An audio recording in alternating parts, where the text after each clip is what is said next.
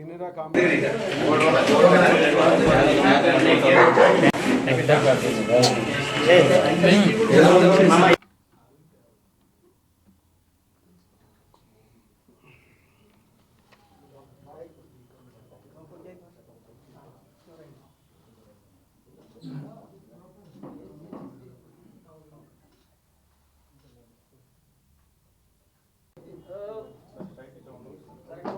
దగ్గర శ్రీకాకుళంలో ఉన్నటువంటి కోరాడు గోవింద్ అనే ఒక హోల్సేల్ బిజినెస్ మర్చెంట్ ఒక ఆయన ఉన్నారు. ఆయన ఇంట్లో 21వ తారీఖు సాయంత్రం సుమారు 6 గంటల సమయంలో ఒక గుర్తు తెలియని 3 వ్యక్తులు చాకులతో ఇంట్లోకి చొరబడి ఒక రాబరీ చేయడానికి వచ్చారు. ఇంట్లో ఆల్రెడీ ఒక బెడ్ రిడన్లో ఉన్నటువంటి ఒక వాళ్ళ తల్లిగారు, భార్య, అన్న కొడుకులు అందరూ కూడా ఇంట్లో ఉన్నారు. వీళ్ళు లోపలికి ఎంటర్ అయ్యేటప్పటికి ఎవరు లేరనుకుని ఒక్క ఆవిడే ఉందనుకుని ఎంటర్ అయ్యారు. ఎంటర్ అయ్యి ఇమ్మీడియట్ ఆడవాళ్ళు అందరూ ఉండడంతో ఈ చాకులతో వాళ్ళ మీద దాడి చేసి ఇంట్లో ఆ టేబుల్ దగ్గర వాళ్ళ దగ్గర ఉన్నటువంటి సుమారు 12,000 రూపాయల క్యాష్ ఎత్తుకెళ్ళిపోయారు. ఎందుకంటే వాళ్ళు యాక్చువల్గా ఏంటంటే ఆ ముసలావిడ దగ్గర ఉన్నటువంటి బంగారాన్ని దోచుకెళ్ళాలనేది వాళ్ళ యొక్క మాస్టర్ ప్లాన్.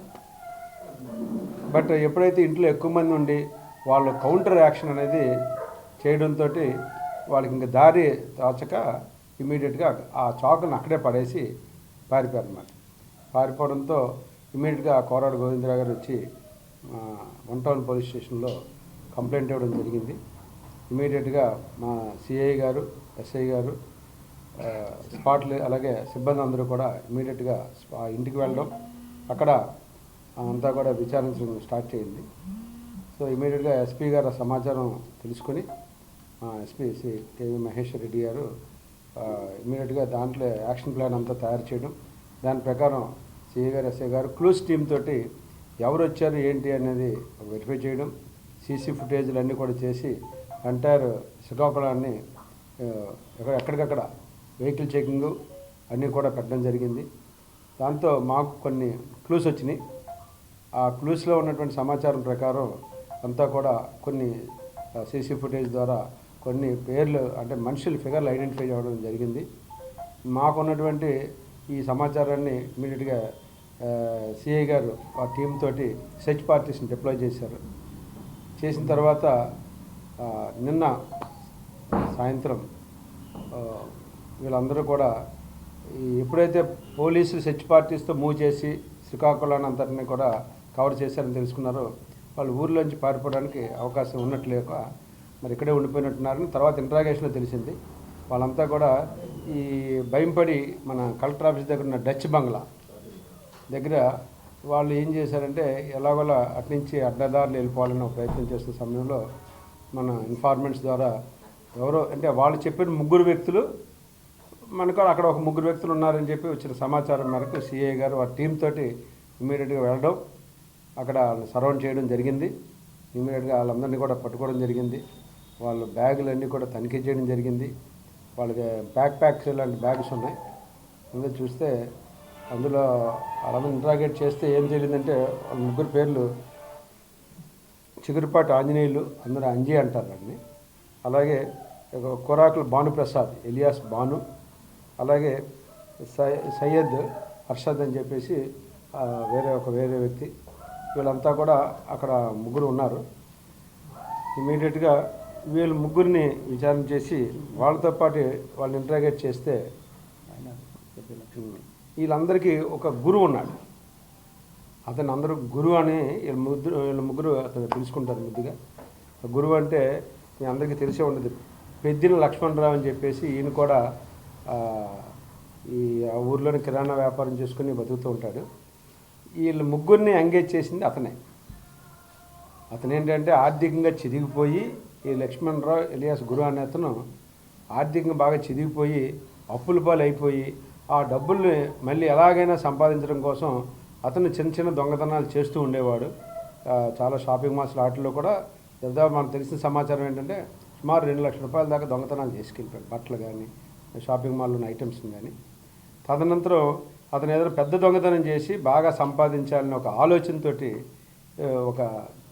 ఈయన కిరాణా వ్యాపారం చేస్తున్నప్పుడు ఒక లారీ ద్వారా సామాన్లు తెచ్చేటువంటి ఒక వ్యక్తితో పరిచయం అయ్యి అతని ద్వారా నాకు నేరం చేయడానికి పని కావాల్సిన వాళ్ళు ముగ్గురు కావాలంటే అతని ద్వారా ఈ ముగ్గురిని ఎంగేజ్ చేసుకుని ఇందులో ఇద్దరిది భద్రాచలం, ఒకరిది మన నాగర్ కర్నూలు అనేటువంటి విలేజ్ అనమాట. ఈ ముగ్గురిది వీళ్ళందరినీ కూడా కాంటాక్ట్ చేసి వాళ్ళని ఇక్కడ తీసుకొచ్చి ఇక్కడ 2-3 నేరాలు చేయడానికి ముందు ఒక బ్యాంకుని నేరం చేయడానికి వాళ్ళు పురమాయించాడు. అది సక్సెస్ అవ్వలేదు, అది ఇండియా బ్యాంకు. ఆ తర్వాత అది ఎప్పుడైతే సక్సెస్ అవ్వలేదో ఇప్పుడు గోవిందరావు ఇంటికే అటెంప్ట్ చేశారు. ముందుగా ఆ ఏరియాలో అక్కడ అటెంప్ట్ చేసి ఏదో పెళ్లి చూపులు అనేటువంటి ఒక మారు వేషంలో వెళ్ళారు. అది సక్సెస్ అవ్వలేదు. ఆ తర్వాత గోవిందరావు ఇంటి వెనకాతలు కూడా ఇంకొక నేరానికి ప్రయత్నం చేశారు, అది సక్సెస్ అవ్వలేదు. ఇలా ఇక్కడ 3-4 చోట్ల వీళ్ళ నేరాన్ని చేయడానికి ప్రయత్నం చేయడం, అది ఏది కూడా వాళ్ళు సక్సెస్ కాకపోయేటప్పటికీ ఈయన ఎవరైతే ఈ లక్ష్మణరావు అనే అతను ఈ ఇంట్లో గోవిందరావు ఇంట్లో అయితే మనకు బాగా బంగారం దొరుకుతుంది, చాలా కేజీ దాకా బంగారం వస్తుంది.